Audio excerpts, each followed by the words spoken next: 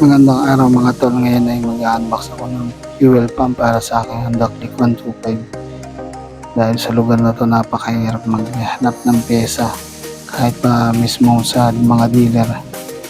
Dahil sobrang palyado na ng aking fuel pump.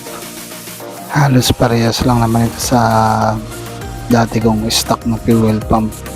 Hindi nga lang siya ganun ka-branded, pero okay na para sa pang-araw-araw na biyahe.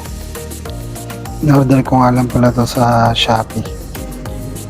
Bali lalagyan ko na lang ng grasa itong mga gasket niya para hindi mahirap isalpak, hindi makukusot yung gasket, malulukot o lilis siya.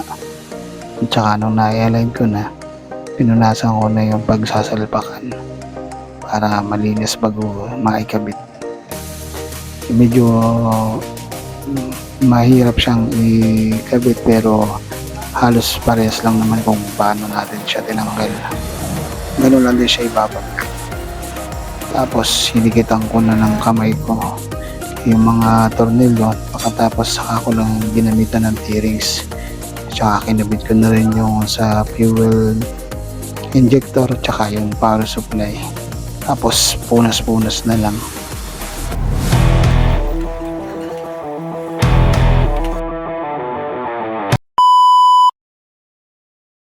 Ngayon nga mga tol ay katatapos ko lang palitan ng bagong fuel pump ang aking Honda Click 125.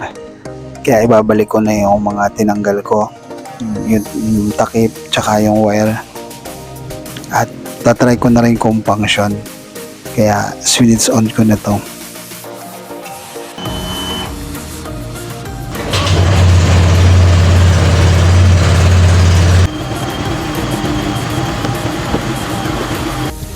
Dahil may nagbago sa minor niya, kaya kailangan natin siyang i-adjust para bumalik sa dating tunog o dating RPM. Kaya ito, in-adjustan ko na yung sa hangin niya. Dito nga lang pala yan mga tol, sa ilalim ng U-box mayroon dyan butas na may takip. Kaya ito, tinatakpan ko na pagkatapos kong maitono ng tama sa pandinig ko, dahil wala tayong mga kompletong gamit. Kaya ito, mano-mano lang lahat.